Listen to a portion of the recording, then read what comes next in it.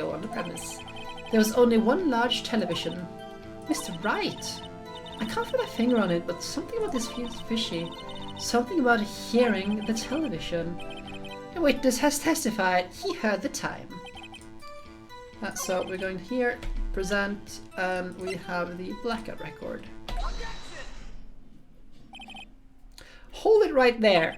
The prosecution has said there was a blackout at the time of the discovery. And this record proves it. Ugh. You couldn't have heard a television or a video. The defense has a point. Do you have an explanation for this, Mr. Sawit? No, I find it kind of puzzling myself. Quite. Wait, I remember now. Mr. Sawit, the court would prefer to hear accurate testimony from the very beginning. These constant corrections are harming your credibility. And you seem rather distraught. My apologies, Your Honor. It must have been a shock finding the body. Very well, Mr. Sawit. Let's hear your testimony once more, please. I know, but just look at those shoulders, like creepy, and like the goblin hands like this. Yeah, exactly, the fidgeting. Actually, I didn't hear the time. I saw it. There was a table clock in the apartment, wasn't there? Yes. The murder weapon. The killer used it to hit the victim. That must have been what I saw. You saw a clock? Well, I guess that would explain it. The defense may cross-examine this witness. You already get it, huh, Pix? So yes, this first case is extremely simple, so...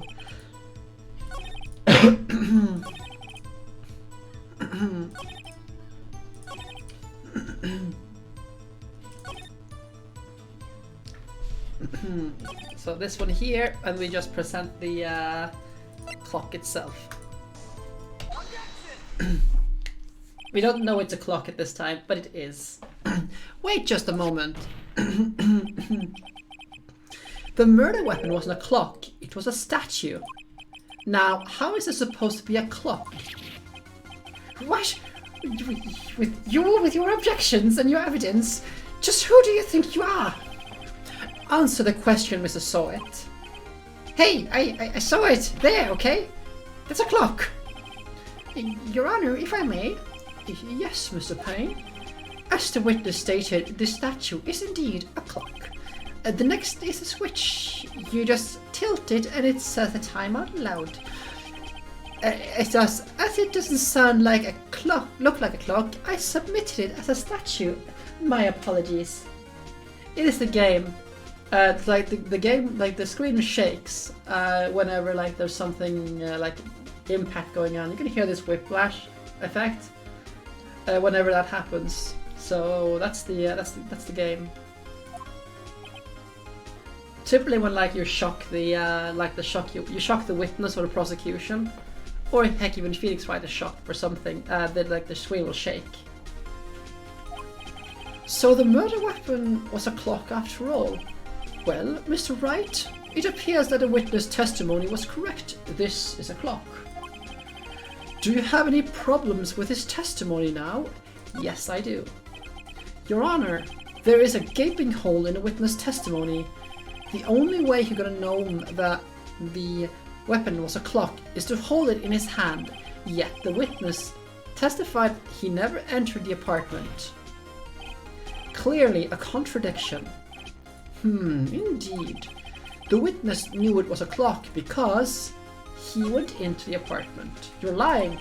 You were inside the apartment on the day of the murder. Oh yeah? Prove it. Prove I went in there. I'll do better than that. I can prove you were the one who killed her.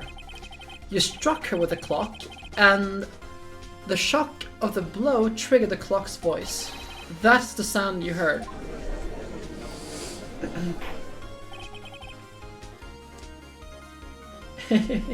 Yeah. Order in the court. Intriguing. Please continue, Mr. Wright. Yes, Your Honor. Mr. Sawit, the sound must have left quite an impression on you. Understandable, since the murder weapon spoke just as you hit the victim. That voice was burned into your mind.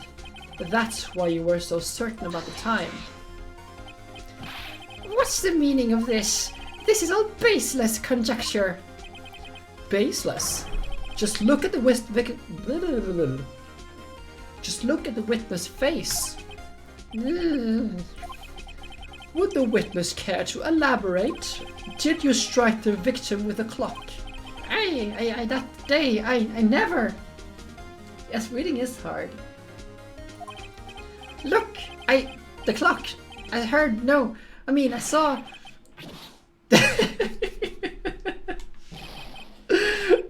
Shut up, shut up, shut up. I hate you. It was him, I tell you, I saw him. Okay, I actually need some water because this is actually very hard. Back in a second. This game has a lot of things like that where it will just like the victims, not the victims, but the witnesses just breaking down like this, and it gets worse as the game goes on, and it is amazing.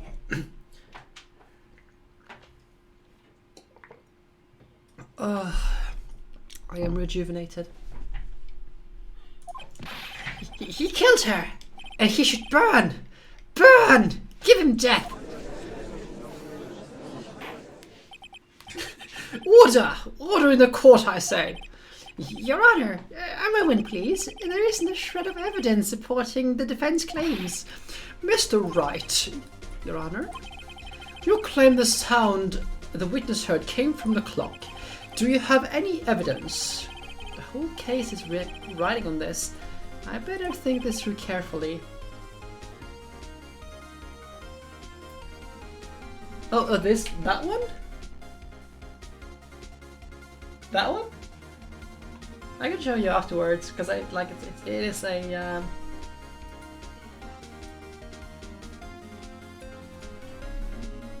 Oh, like what Tenno is playing. It's probably World of Warcraft. Anyway. The sound Mr. Sawit heard was definitely this clock. In fact, which is clear if you simply try sounding the clock. Let's sound the clock now, here in this court. Your Honor, may I have the clock? I ask the court to listen very carefully. I think it is 8:25. That is certainly a strange way to announce the time. Well, he is the thinker after all. So, we've heard the clock. What are your conclusions, Mr. Wright? Mr. Payne, can you tell me what the time is now? It's 11:25. As you can see, this clock is exactly 3 hours slow. Precisely the discrepancy between what Mr. Sawit heard and the actual time of death. So, Mr. Sawit?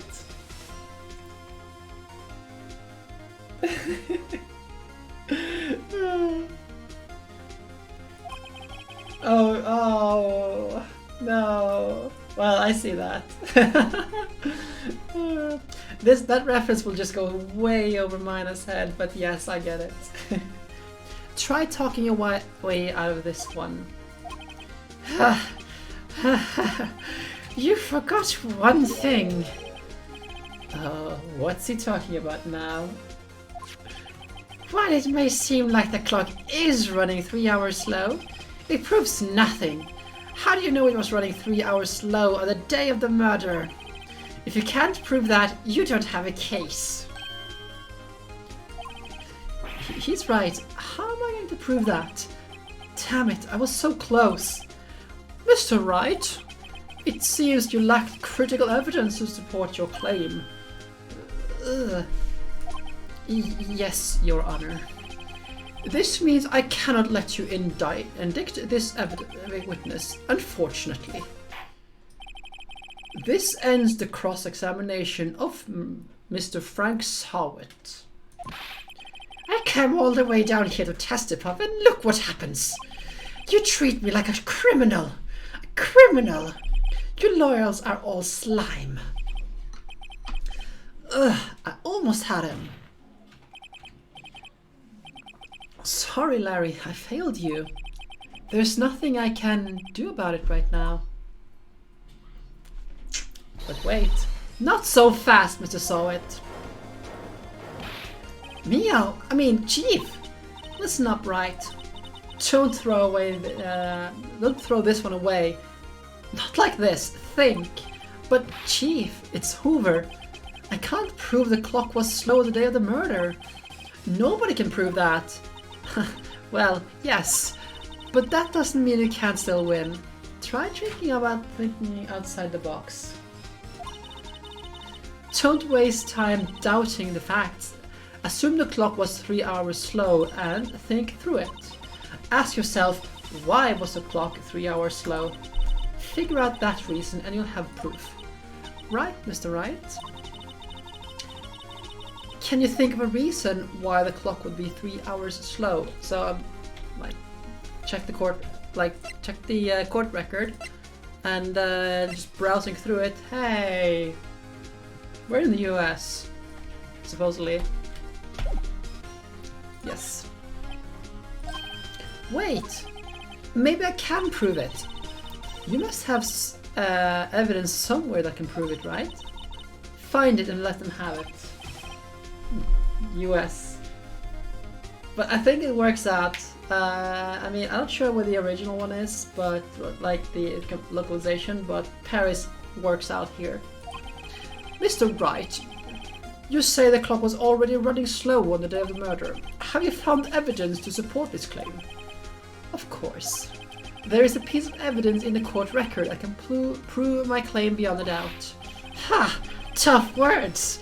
Let's see you pull this one off. Let's see the evidence that proves why the clock was running slow.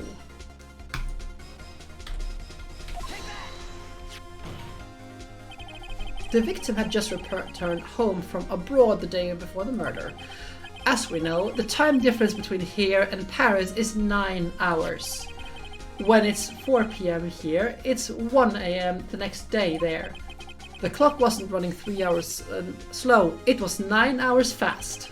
The victim hadn't reset her clock since returning home.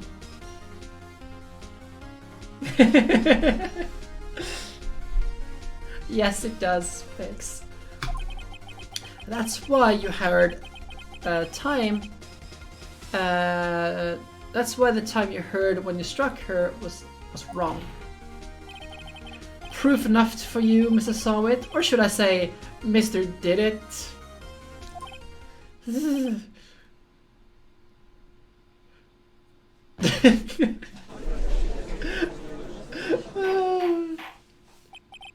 Foam at the mouth, collapse. And this is tame for a witness breakdown. This is very, very, very tame compared to what we'll have later.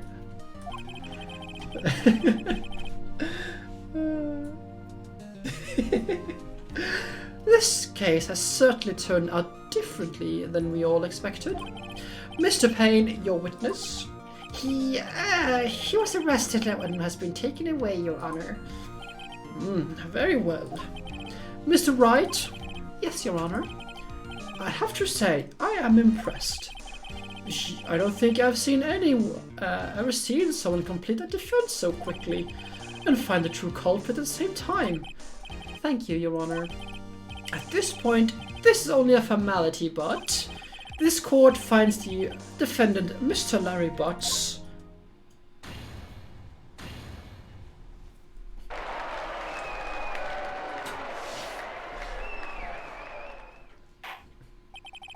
And with that, this court is adjourned.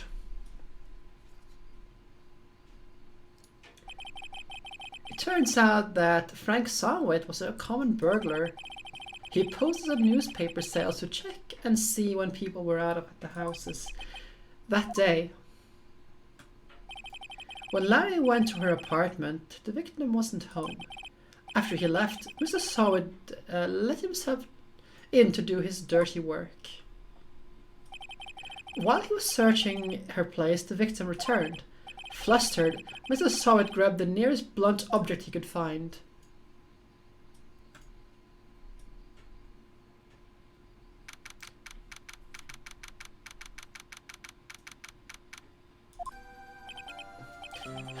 I still can't believe we won. Right, good job in there. Congratulations. Thanks, Chief. I owe it all to you. Not at all, not at all. You fought your own battles in there. It's been a while since I've seen a trial end such a satisfying note. I've never seen the Chief looking this happy. If she's glad, imagine how Larry must feel. My life is over. Larry, you're supposed to be happy. What's wrong now? Oh, Nick. Don't worry about me. I'll be dead and gone soon. Good. Wait, no, I mean bad. Bad, bad, bad, bad, bad. Larry, you're innocent. The case is closed. But my Cindy Windy's gone, man. Gone forever. Larry, she was a... Never mind. Congratulations, Harry. Harry? Yes, you. I can practically see the headlines now. Larry Butz, innocent. Thanks. I really owe you one. I won't forget this, ever. Let's celebrate. Dinner? Movie? My treat. Oh no, I couldn't. Hey, I was the one who got you off the hook. Oh, hey. Here, take this. It's a present. A present? For me? Wait. Wasn't this the evidence that... Actually, I made this clock for her. I made one for her and one for me. Really? You? You made this? Well, thank you. I'll keep it as a memento. Yo, Nick. Can you believe it? I was so into that chick. And she was just playing me for a fool. Don't that make you want to just cry? Larry. Are you so sure? Excuse me? I think she thought quite a lot of you in her own way. Nah, you don't have to sympathize me. It's okay. Oh, I'm not just sympathizing, really. Isn't that right? Don't you have something to show your friend? Something that proves how she felt about him. Huh? Oh, yeah, right. What the heck is she talking about? She kept the thinker. Check this out, Larry. Proof positive you were just some chump for her. Huh? What about that clock? This is a clock you made for her, Larry. And she took it with her when she traveled. Whatever, she probably just needed a clock, that's all. You think so? It's a pretty heavy clock to take traveling. Well, make of it what you will. Hey, Nick. I'm glad I asked you to be my lawyer. Really, I am. Thanks. I hope that had made him feel a little bit better. Right? I hope you see the importance of evidence now. Also, hopefully you realize things can change depending on how you look at them. People too. We never really know if our clients are innocent or guilty. All we can do is believe in them. And in order to believe in them, you have to believe in yourself. Right. Listen, learn, grow strong. Never let go of what you believe in. Never. Well, I think our work here is done. Shall we be off? Yeah, I guess so. Say, how about dinner? On me. We'll drink a toast to innocent butts. Yeah, Oh, speaking of Harry, you were saying part of why you became a lawyer was because of him. Yeah, part, at least. You'll have to tell me more about that sometime. Maybe over drinks?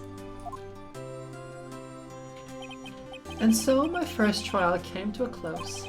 Larry slapped me on the back and said, "Gee, Nick, it's good to have good friends." I'm sure but I'm pretty sure he's not going to pay us, unless you count the clock he gave me. I didn't know it then, but that clock was soon going to be the center of another incident. And my promise to tell the chief about me and Larry would be one promise I wouldn't be able to keep. Oh, it's just so...